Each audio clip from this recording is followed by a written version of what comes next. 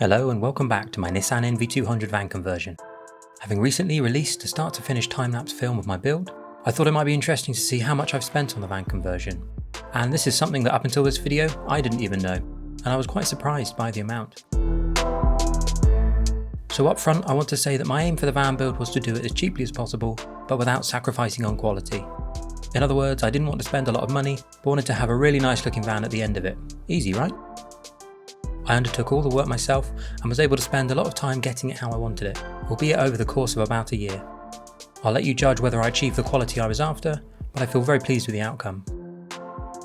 It's also worth bearing in mind that I don't live in the van and use it as a day van, sleeping in it around 30 nights a year, so I've tailored the build towards my needs. I tried really hard to recall everything that went into the build, so I apologise in advance if I've missed anything. I'm putting the figure from each section in the running total so we can see how it adds up as I go along. And the last thing to note is I've rounded my numbers to the nearest pound just to make it a bit easier to look at. So let's crunch some numbers. I'm starting at the beginning with the insulation, and I primarily used a mix of recycled plastic bottle insulation and foil bubble wrap, as well as some expanding foam in the ceiling joists. Add on the adhesives, which were foil tape and trim fix contact adhesive, some sealant and a few extra panel clips because some of the originals broke, and it comes to £102. Next up is carpeting the van. I spent £74 on this smoke grey 4-way stretch carpet, and this much carpet needed a lot of the all-important high temperature contact adhesive. For the doors I used a rubber edge stuck on with silicone and used a roll of masking tape to clamp it in place. This came to £151, taking the running total up to £253. For my door pockets, I used scraps of leftover van carpet and 1 can of spray contact adhesive, making for some very cheap storage in the van. The extra £3 takes the total up to £256. I've already accounted for the ceiling insulation and contact adhesive in the first section, so just £25 saw my ceiling covered with carpet and ply. The ceiling lights will feature in an electronic section later on, and with that the total sits at £281. Onto the floor, and after laying strip wood and more foil insulation, which again is already accounted for, I replaced the existing plywood which had become worn with a new sheet and covered it with wood effect vinyl. This cost me £30, but I was able to sell the leftovers on for £10. To neaten the edge by the rear doors, I glued some rubber L section down and finally velcroed the back edge, bringing the flooring total to £66 and the running total to £347. The bed had quite a lot of components to it.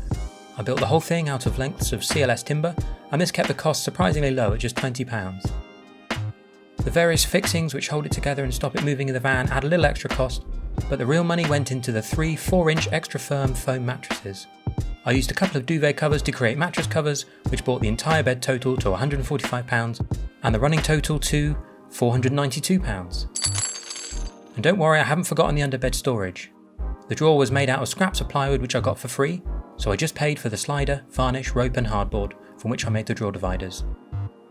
I paid £27 for the 2 storage boxes, and they've been worth every penny as they're super sturdy and a perfect fit for under my bed.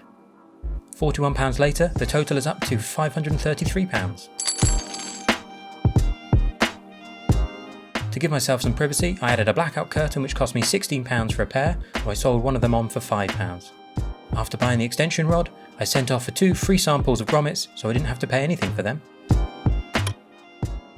With the total sitting at £548, I'll move on to the furniture I built for the van. I started with the wheel arch storage box, which set me back £50 in total. Just over half of this was on wood, with the rest being on fixings and varnish to make the box practical and, most importantly, removable. With the total just shy of £600, the folding table is the next up for the cost breakdown. And this is another fairly long one. To start with, the wood cost £32, with the various fixings adding another £29, plus another £11 from the bolts, washers and varnish. I've added an extra £10 for future changes, as I intend to add some shelving and coat hooks, which will feature in a later video. All in all, £82 isn't bad for my table unit and takes us up to £680. The final bit of furniture to mention is the cupboard I created behind the driver's seat. I used scraps of wood and only spent a few pounds on my hinges and fixings. The black spray paint wasn't essential, but I'm glad I did it as it looks great, and the magnets do a great job of holding the door up. bringing the total of the cupboard to £13 and pushing the running total up to £693. Moving to the outside of the van, I can't forget the roof bars. I found the choices for the NV200 quite limited, so went for more expensive ones as they look much nicer than a lot of the others. Including my waterproofing efforts, they came to £163 and pushed the total up to £856. In the electronics category, I've bundled all the gadgets I've got in the van.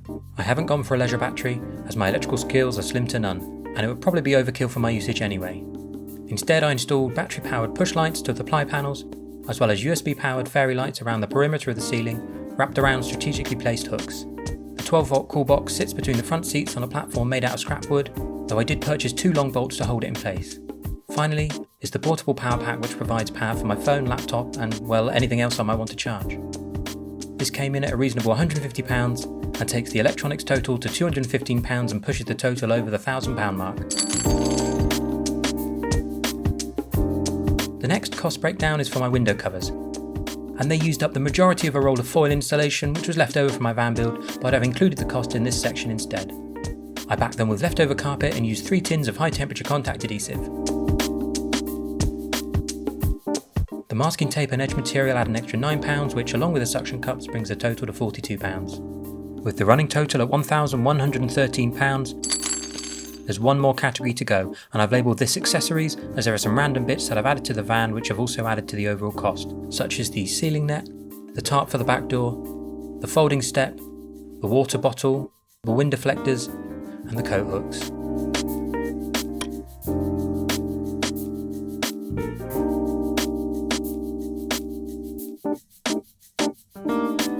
Adding the £94 from this section to the running total, we reach the final figure, which is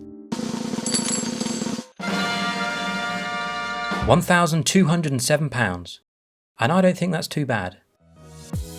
In fact, I'm really happy with the final figure, and building the van out over the course of a year has definitely helped spread the cost. I'd love to know what you think, so do leave a comment below. If you want to see any part of my van conversion in more detail, then check out my channel where I've got detailed videos of everything I've featured in this cost breakdown. If you like what you've seen, please like the video, subscribe to my channel and hit the notification button too. Thanks for watching.